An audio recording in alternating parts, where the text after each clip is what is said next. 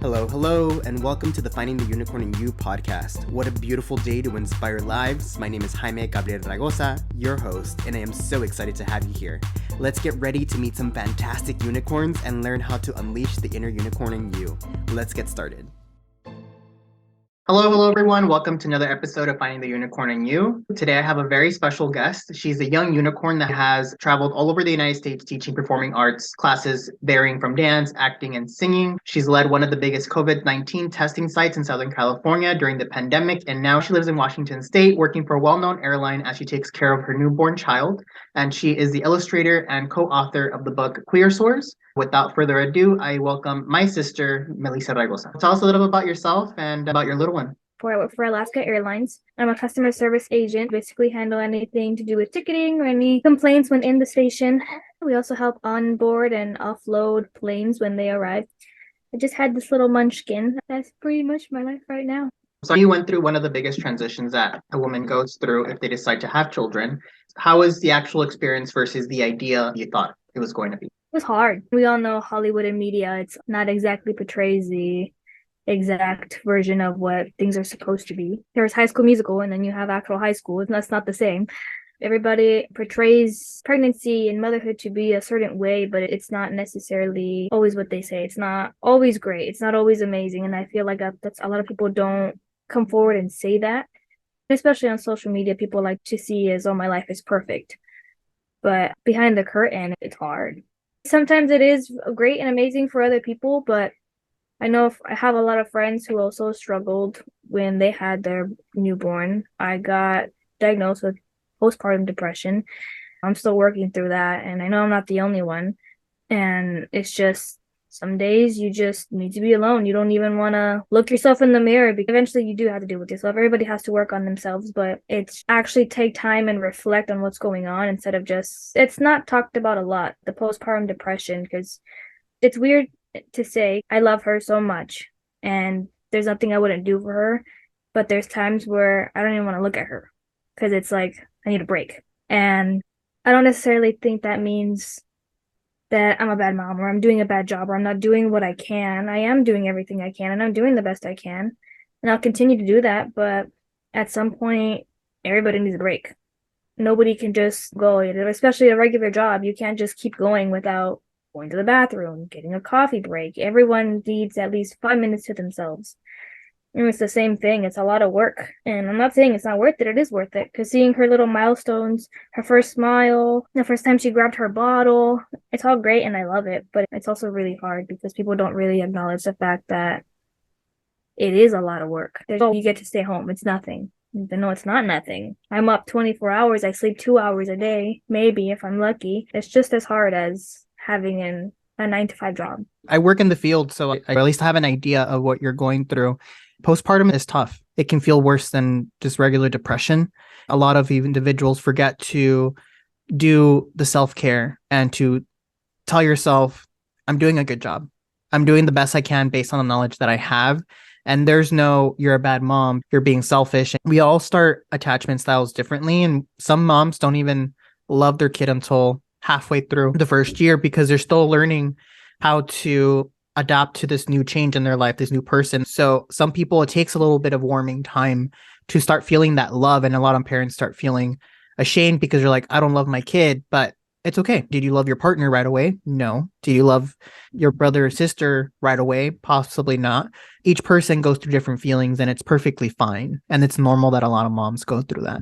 And thank you for being vulnerable enough to share that with us. So what are some things that you feel have been different from moving from California to Washington? The weather for sure. You got a lot of sun in California, and over here you just get a lot of rain. You don't really get the sun. They're really different. It took me a while to adjust to the weather, especially because I'm allergic to the cold. That was one thing that I struggled with when I moved up here, was definitely that. I broke out into hives immediately the first time that I was working in the snow. But it's also been hard because I don't necessarily have a lot of friends out here. I also feel guilty because I just had her, and I feel guilty going out and doing stuff if I'm not with her because I feel like I have to take care of her. or I feel guilty because if I do want to take her, I'm like, what if they don't want to deal with kids, or what if they don't like kids? But it was a big challenge and it was a big step because everything I knew and everything I have is in California. All my family's out there. The friends that I grew up with, they're all over there. But it was worth it. It was worth the challenge to make because I'm experiencing new things. If I never would have moved, I probably would have never had a baby. Sometimes we have to put ourselves in a different situation, a different environment to allow ourselves to grow. Sometimes our own family, our own friends, and the place that we're in stunts our development because we're always helped a certain way. So I think sometimes forcing ourselves in a new environment allows us to expand our wings and really go into a different potential of ourselves that we wouldn't have had if we've stayed in the same place. Yeah, and I feel like a lot of people don't realize that sometimes being in a certain city or a certain state or just within the same environment, it inhibits your progress to grow as a person, and you don't really develop the way that you could, or I guess the potential that you could reach to who you are or who you even want to be. And in order to do that and to find yourself and to realize what you really want in life, or just simply find yourself, is you have to just remove yourself from the situation and go somewhere new. Because if you're just staring at a blank wall and you only stare at that for the rest of your life, you're never going to see all the other colors that are around you if you just focus on that white wall. So I feel like a lot of people need to experience that more, even if it's just move to a different city or make new friends, but just do something that's not just the same. I completely agree. And I've done that myself. I've traveled all over Southern California and I've gone out of the country by myself because I don't want to be coddled. I want to say I did that because of myself. I was able to get up and do it on my own. I think it is important to do stuff for yourself in order to expand your own barriers that you set for yourself that other people think you may not do. Some people may not always be 100% behind you and what you're doing, but just stay true to yourself and continue doing what you got to do. And you're going to get there. Success comes in different ways. And I think people sometimes judge based on their own insecurities and their own fears, but don't let that get to you. You need to live your own life and don't live the life that other people want for you. You did something that a lot of people were very afraid to do during the pandemic and back in 2020 when we first found out that there was this virus and everybody, things low key went into chaos, pretty high key actually. And you decided to shift your careers and go into COVID testing sites. And you went from just being a worker to actually managing several sites and started distributing thousands of tests when we really needed it. And I know personally you helped myself and our family members and coworkers give us a sense of ease of getting tested when these tests were very scarce and a lot of people didn't do that. And you even helped with the distribution of the first round of vaccine. So how was that whole experience for you, especially doing this in a time where everything was so unknown and there was a lot of fear in the world? I mean, I personally was scared just to work there to begin with, just because I didn't know if I would be bringing something home, but I knew that I wanted to help. I knew that I wanted to do more than just stay at home and stare at my four walls. That's all I did. I would just be home and just felt lazy, but being lazy made me feel like I wasn't good enough. Like I needed to do more. I needed to be more. Yeah, I did go out there, and at first I was the one doing the testing and I was just helping, moving things around, make sure to have the supplies where we needed to have it and everything. And when I did get up to the management position and having to manage the sites, and it was stressful. We're talking about technical difficulties where things would just shut down and we had to stay there till 11 o'clock at night manually counting tests because we had no other choice but to count them. The way that we would do the sites was we would do pop-up tents around the city. So every day was a new location. That's how it started out. It was primarily in the Orange County in California. So we would set up at a park and then we would have, let's say, 15 people from 7 to 10 in the morning. And then from 10 to 3, there was 56 people. And then from 3 to 5, it was 2 people.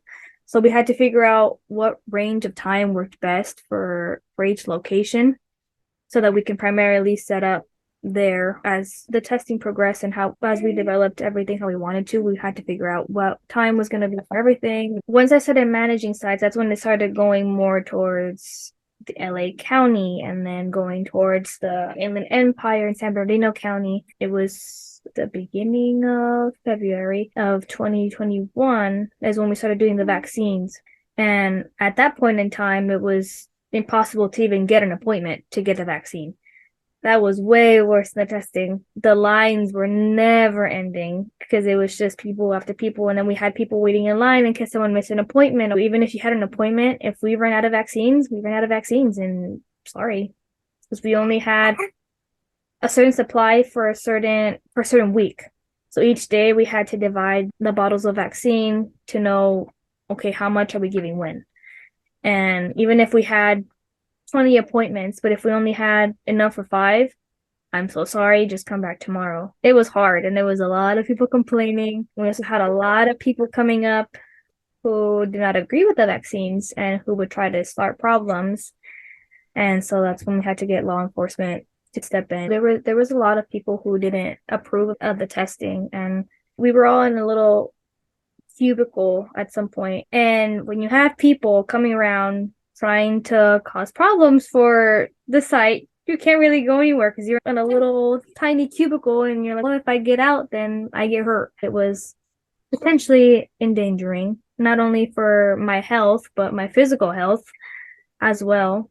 But it also, not just me, a lot of people in 2020 struggled with depression, whether it wasn't working or working too much. But it felt nice to be able to get out and be able to help when I could. You did an amazing job. I personally was very proud of you because you made a lot of change, and a lot of people, you gave them a sense of calmness, especially when they got that negative test, or at least, or that sense of relief. Okay, I am positive now. I just need to quarantine. And it was a really tough time. And like I said, rules are being made every day. Today you wear masks, tomorrow you don't wear masks, 6 feet distance, no 6 feet distance, 3 feet distance, double mask. It was just insane, all the variants that were going on around. It was a crazy time. You were part of the frontline staff, part of the medical team that was doing a lot of good things out there. You definitely did something that only a unicorn would do during that time frame. And then I come in and tell you, hey, I want to do this crazy idea and write a book, and you start doing it. So I want to talk a little bit about Queerasaurs. So tell us a little bit about Queerasaurs and the process of making this book. As soon as you're telling me this idea you have for the book, and then I'm imagining these characters, like I knew growing up, you were always somewhat fond of dinosaurs. So I just automatically knew, okay, I already know what kind of dinosaur he would be or what it would look like. That's what I had offered. I was like, I can draw if you want me to do something. Because I think originally you were just gonna try to create something on your own. So I know I offered, and we were talking about how different positions it would be and what the storyline would be. It was just exciting. I think at that time I hadn't felt that close to you in a really long time. And that also added to the excitement in creating the book, because I've always looked up to you. I've always admired you and always been proud of everything you've done. And so it was exciting for me to actually be a part of something and be more involved in your life.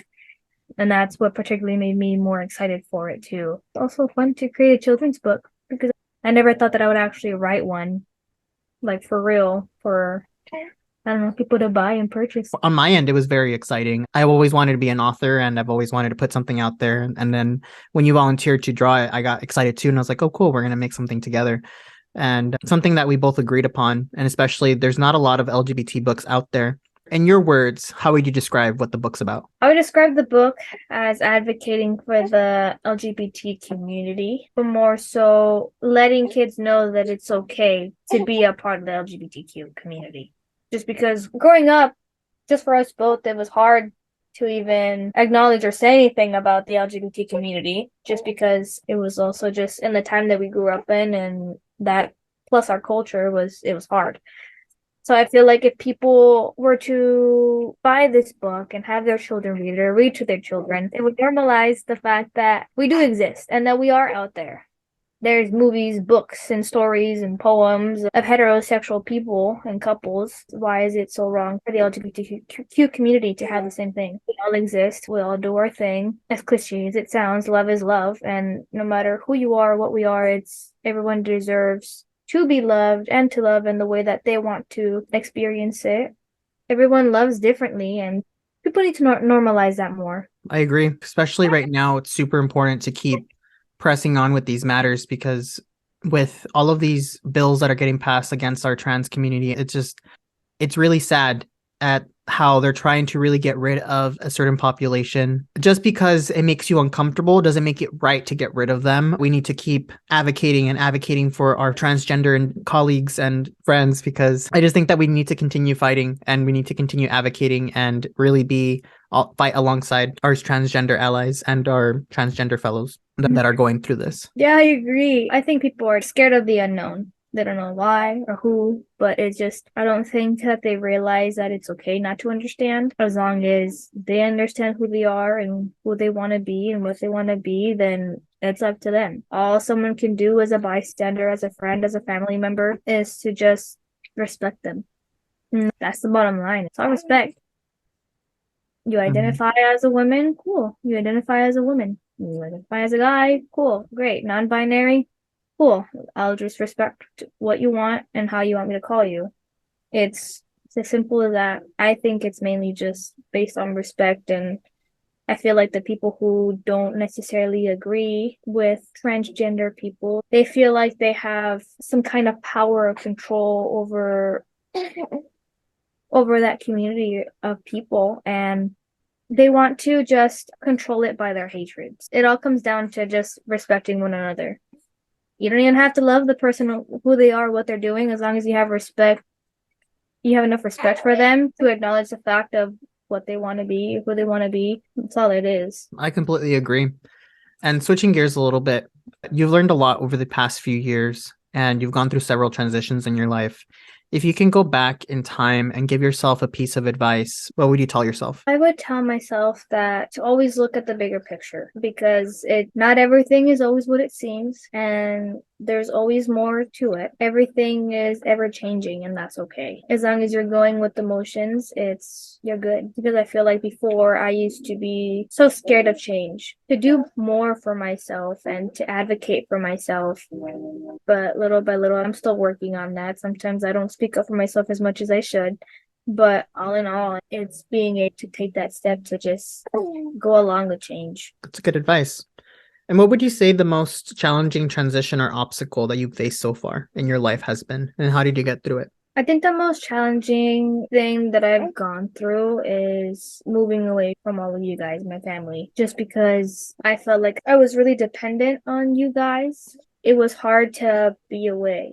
But I knew that's exactly why I needed to move and to experience something new, is because I was too dependent. I felt like I wasn't ever going to be able to be my own person or be the person that I could be if I stayed in one spot. I knew I had so much more room to grow, and I was a little seedling that was never going to grow in bad dirt. I needed new soil, new dirt to be able to sprout, because I felt like I wasn't going to ever be who I am now. And even now, I still have a lot more room to grow. I'm not saying I'm where I want to be. There's always room for improvement, but it was hard just because my family was everything that I ever knew. It was every time I had an issue or a problem, or just simply just to talk about my day, I would come home and just talk to my family, or I'd call you guys and just say something. But I guess the way that I work through that is just communication works both ways. I can't just always expect one person to call or do all that. I have to be able to reach out as well. And we don't live in the 1920s. Phones exist. I can reach out when I can reach out, and I can ask for help when I need it, and accept the fact that I'm lonely, and it's okay to be lonely, because I do miss you guys, and it's hard, especially now having a child and wanting you guys to be around her and stuff. It's hard. And if somebody's going through that feeling of feeling stuck and they feel like they're not growing, what advice would you offer them so that it can help them through that process? Change the routine. Do something new, even if it's small, because small changes are still changes, which meaning it's still progress. Whether you decide to brush your teeth in the shower instead of brushing it in the sink, nothing's ever going to change if you don't try to change it. You're always going to feel stuck if you don't look around and look at the bigger picture. You have to be able to try to experience new things, even some things that may be a little weird. Step out of that comfort zone. Feel comfortable enough to feel uncomfortable to a certain point where it's still your safe zone, because there's always more out there. Every single day you live, it's a new experience. And every single day when you experience something new, you change a little bit. Even if you don't notice it, in 5 to 10 years, you'll see it.